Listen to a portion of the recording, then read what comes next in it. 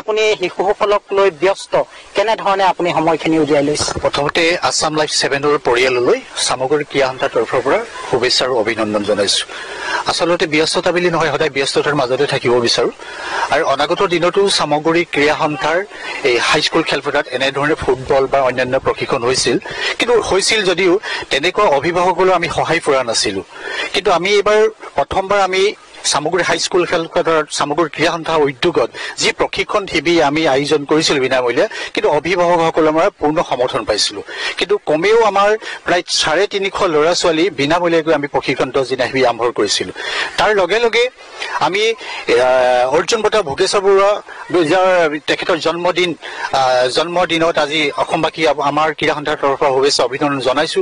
আৰু লগতে যোৱাকালি তেখেতে আজি কেন্দ্ৰীয়ভাৱে অৰ্জুন বঁটা ভোগেশ্বৰ বৰুৱা ছাৰৰ যোৰহাটত কেন্দ্ৰীয়ভাৱে কাৰ্যসূচী থকাৰ বাবে তেখেতে আজি আমাৰ ইয়াত অনুষ্ঠানত উপস্থিত থাকিব নোৱাৰাৰ বাবে যোৱাকালি তেখেতে আমাৰ ক্ৰীড়া সন্থাত উপস্থিত থাকিবলৈ আমাক দিহা পৰামৰ্শ দি উৎসাহ দিলে। কিন্তু ব্যস্ততা বুলি নকওঁ, এই ক্ৰীড়া সন্থাখনৰ সামগ্ৰী অঞ্চলৰ বিভিন্ন জ্যেষ্ঠ কনিষ্ঠ ব্যক্তিসকল আৰু বিশেষকৈ ক্ৰীড়া সন্থাৰ সন্মানীয় সভাপতি আমাৰ শশাংক গগৈ, এজন ক্ৰীড়া সংগঠক, প্ৰশিক্ষণ ক্ৰীড়াবিদ, তেখেতে যথেষ্ট কষ্ট কৰি তেখেতৰ নেতৃত্বত আমি যিমান পাৰো এই সামগ্ৰী অঞ্চলৰ বৃহত্তৰ 13-14খন গাঁৱক লৈ আমি 10 দিন 20 দিন বুলি কথা নাই, প্ৰত্যেক বছৰ দিনে দিনে আমি তেখেতক বিনামূলীয়াৰ নহয় অন্য ধৰণে কেনেধৰণে বাৰু তেখেতক প্ৰশিক্ষণ শিবিৰ লৈ উঠি অহা নতুন প্ৰজন্মৰ ছাত্ৰ ছাত্ৰীসকলক ক্ৰীড়া ক্ষেত্ৰত আগুৱাই নিবৰ কাৰণে আমি চেষ্টা কৰিছো। অনাগত দিনৰ কেনেধৰণৰ পৰিকল্পনা আছে? আমি দেখা পাইছো যে ইয়াৰ পৰা বহু সুপ্ত প্ৰতিভা বিকাশ হ'ব হয়। এই বিকশিত প্ৰতিভাখিনিক লৈ অনাগত দিনত কেনেধৰণৰ পৰিকল্পনা প্ৰস্তুত কৰিছে সামগ্ৰী ক্ৰীড়া সন্থাই? কথাটো হ'ল 1975 চনতে সামগ্ৰী ক্ৰীড়া সন্থাখন প্ৰতিষ্ঠিত হৈছিল। বহুত অগ্ৰজৰ জ্যেষ্ঠসকলে প্ৰতিষ্ঠা কৰি আমাক এইখন ব্যৱস্থা কৰি থৈ গৈছিল। কিন্তু মাজতে কিছু অসুবিধা, ফিল্ড খেলপথাৰৰ অভাৱৰ কাৰণে ইয়াত খেলটো আমাৰ পাতিব পৰা ব্যৱস্থা নাছিল। তাৰ উপৰিও সামগ্ৰী 2খন খেলপথাৰ, মংগলা মাউদত এখন খেলপথাৰ আছে, সামগ্ৰী ৰজা মৈদামত এখন ফিল্ড আছে, তাত বিভিন্ন ধৰণৰ খেল ধূলা চলি আছিল। এই ফিল্ডখন মেৰামতি কৰাৰ পিছত আমি পুনৰ ইয়াত খেলৰ পৰিৱেশ এটা আমি কৰি দিবৰ কাৰণে ব্যৱস্থা কৰিছো। কিন্তু আমাৰ কথাটো হ'ল কি, এই সামগ্ৰী অঞ্চলৰ বৃহত্তৰ সামগ্ৰী অঞ্চলৰ ৰাজ্যিক নেশ্যনেল ফুটবল খেলুৱৈ, এথলেটিক্স খেলুৱৈ, বিভিন্ন ধৰণৰ খেলুৱৈ আছে, কিন্তু বহুতেই আমাৰ সামগ্ৰী অঞ্চলৰ বুলি নাযায়।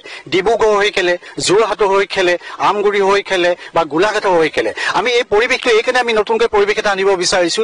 আমাৰ স্থানীয় যিসকল ৰাজ্যিক পৰ্যায়ৰ খেলুৱৈসকল আছে, এই খেলুৱৈসকল সামগ্ৰী ক্ৰীড়া সন্থা হৈ পৰা আগুৱাই নিয়াটো আমাৰ প্ৰচেষ্টা আমি হাতত লৈছো। আৰু আপোনালোকক ক'বলৈ পাই আমি ভাল পাম, আমাৰ যিজন সন্মানীয় ক্ৰীড়া সন্থাৰ সভাপতি, তেখেতে বহুত জোৰা তেখেতসকলে ফুটবলৰ প্ৰশিক্ষণ শিবিৰ এটা দীৰ্ঘদিন কাৰ্যসূচী হাতত লৈছিল। এতিয়াও তেখেতে আমগুৰি ষ্টেডিয়ামত প্ৰশিক্ষণ শিবিৰটো কৰি আছে।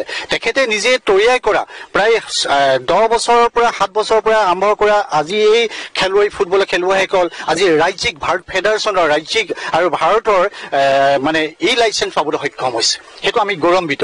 সেয়েহে আমি ভাবিছো তেখেতসকলৰ দৰে উঠি অহা নতুন প্ৰজন্ম যিসকল খেলৰ লগত জড়িত আছে, সেইসকলৰ যিকোনো খেলত আমি লৈ যাবৰ কাৰণে আমি চেষ্টা কৰিম। কিন্তু এটা কথা আপোনালোকক ক'ব বিচাৰিছো, ক'বলগীয়া কথা নহয়, কিন্তু চৰকাৰখনে ক্ৰীড়া ক্ষেত্ৰত যেনেধৰণে আগবঢ়াই নিব লাগে সেই ক্ষেত্ৰতো আগবঢ়াই নিছে বুলি আমি নাভাবো। কাৰণ এইকাৰণে নাভাবো, আজিকালি ক্ৰীড়াৰ দায়িত্ব যিসকল মুখিয়াল দায়িত্ব থাকে, বিভিন্ন এটা ৰাজনীতি ব্যক্তি মানুহ থাকে, কিন্তু যেতিয়া চিলেকশ্যন হয় তেখেতসকলৰ নিজৰ যি